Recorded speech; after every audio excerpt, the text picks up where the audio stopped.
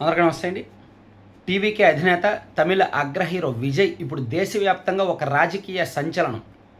So ఇప్పుడు ఆయన గురించే ఒక 10-15 రోజుల పాటు చర్చించుకుంటారు. ఆయన బీజేపీ లాంటి ఒక బలమైన పార్టీని, వ్యవస్థలను, దర్యాప్తు సంస్థలను, డీఎంకే అన్నా డీఎంకే లాంటి సంస్థాగత బలం ఉన్న పార్టీలను ఢీకొని తమిళనాడులో సింగిల్ లార్జెస్ట్ పార్టీగా అవతరించింది టీవీకి. సరే, ఇది ఎలా సాధ్యమైంది, ఏంటి అనేది, ఆయన ఫైటింగ్ ఏంటి, స్పిరిట్ ఏంటి, ఇదంతా నేను గతంలో కొన్ని వీడియోలు చెప్పాను. అయితే ఇప్పుడు నిజానికి తమిళనాడు సినిమా, తమిళ సినిమా అన్న, తమిళ హీరో అన్న మనకు ఫస్ట్ గుర్తొచ్చేది రజనీకాంత్ కదా. ఆ రజనీకాంత్ గారే కదా. దేశవ్యాప్తంగా ఆయనకున్న ఇమేజ్ వేరు, ఆయన క్రేజ్ వేరు, ఆయన సినిమాల స్థాయి వేరు, ఆయన సినిమాల కలెక్షన్లు వేరు, ఆయన తీసుకున్న రెమ్యూనరేషన్ వేరు. అంటే ఒక రకంగా తమిళ సినిమాకి కొన్ని దశాబ్దాల పాటు ఆయన నటించాడు. అండ్ కొన్ని శతాబ్దాల పాటు నిలిచిపోయే పేరు కూడా రజనీకాంత్. చరిత్ర ఆయన పేరును చెరిపివేయలేదు. సో ఆయన తర్వాతే విజయ్ అయినా, కమల్ హాసన్ అయినా, లేదా సూర్య అయినా, శివకార్తికేయ అయినా, ఇటువంటి హీరోలందరూ కూడా ఆయన తర్వాతే. తమిళులు సినిమా హీరోలను ఆరాధిస్తారు, మన వాళ్ళు అభిమానిస్తారు. కానీ తమిళులు ఆరాధిస్తారు, నెత్తిన పెట్టుకుంటారు, పూజిస్తారు, గుళ్ళు కడతారు. సో అందుకే తమిళనాడులో ఎక్కువగా సినిమా వాళ్ళు పాలిటిక్స్లోకి వస్తుంటారు. చూడండి, ఎంతమంది సినిమా నటులు పార్టీలు పెట్టారు. కమల్ హాసన్ పెట్టారు, విజయ్ పెట్టారు, కమల్ హాసన్ పెట్టారు, అండ్ ఆ మధ్య విజయకాంత్ పెట్టారు, అండ్ శరత్ కుమార్ కూడా ఒక పార్టీ పెట్టారు. ఇలా చాలామంది రాజకీయ పార్టీలు పెట్టి క్లోజ్ చేసి ఇలా చాలా జరిగాయి. అయితే రజనీకాంత్ కూడా ఒక రాజకీయ పార్టీ పెట్టాలని తలచారు, తెలుసా?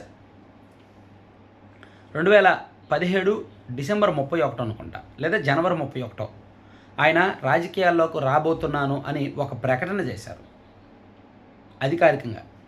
2021లో తమిళనాడులో జరగనున్న అసెంబ్లీ ఎన్నికల్లో పోటీ చేస్తాను అని కూడా ప్రకటించారు. సో దానికి సంబంధించి తన అభిమాన సంఘాలను పూర్తిగా యాక్టివేట్ చేశారు. కానీ ఎందుకో అప్పుడు ఆయన ఆరోగ్య సమస్యలు తలెత్తడం, అండ్ కుటుంబ సభ్యుల నుంచి పూర్తి సహకారం లేకపోవడం, దాంతో ఆయన ఎక్కడో సరే కొన్నాళ్ళు ఆగుదాంలే అనుకున్నారు. 2021 ఎన్నికలకు ముందు పోటీ చేయాలంటే, 2021లో ఎన్నికల్లో పోటీ చేయాలంటే అట్లీస్ట్ 2019 నాటికి, 2020 నాటికైనా పార్టీ నిర్మాణం జరగాలి, పార్టీ జనంలోకి వెళ్ళాలి. సో 2020లో మళ్ళీ ఇంకోసారి అనుకొని యాక్టివిటీ స్టార్ట్ చేద్దాం అనుకునే టైంకి ఈవెన్ ఆయన పార్టీ పేరు కూడా రిజిస్ట్రేషన్ చేసినట్టు గుర్తు, ఏదో రజనీ మక్కం అంటే ఆర్ఎంఎం అని ఏదో సంథింగ్ పేరు నాకు గుర్తులేదులే. సో పార్టీ కూడా రిజిస్టర్ చేశారు, ఒక ప్రచార సంస్థను కూడా రిజిస్టర్ చేశారు. దాన్ని బాగా ప్రాచుర్యంలోకి కూడా వచ్చింది. అభిమాన సంఘాలు ఆ పేరుతో ప్రచారం కూడా చేశారు 2020కి ముందు. అయితే 2020లో కోవిడ్ రావడంతో, కోవిడ్ సంక్షోభం తలెత్తడంతో ఆ టైంలో ఆయనకు ఈ యాక్టివిటీస్ చేయడానికి టైం లేకపోయింది. అంటే ఎందుకో రజనీకాంత్ గారికి మొదటి నుంచి కూడా అంత పూర్తి స్థాయిలో అంత ఇంట్రెస్ట్ లేదు. అభిమాన సంఘాలు, ఆయన అభిమానులు, కొంతమంది శ్రేయోభిలాషులు రాజకీయాల్లోకి రావాలని కోరారు. ఆయనకు కూడా ఇంట్రెస్ట్ ఉంది, కానీ 100% ఆయన తెగించాల. ఇప్పుడు విజయ్ చూడండి, 100% తెగించారు. ఏదైతే అది అవని, ఆస్తులు అమ్ముకుంటా, సినిమా కెరీర్ ఉంటే ఉన్నాయి, లేకపోతే లేదు, కేసులు పెడితే పెట్టుకొని, సిబిఐ రాని, ఏమైనా రాని, ఇంకా ఇదే నా లైఫ్ అండ్ డెత్, ఇదే నా జీవితం అనుకొని వచ్చేశారు.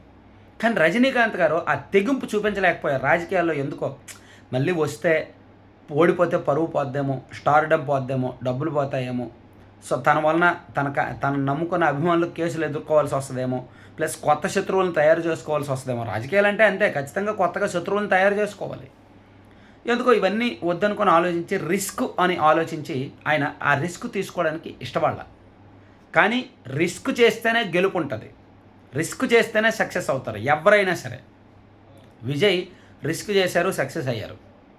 సో ఆ రిస్క్ రజనీకాంత్ చేయలేకపోయారు.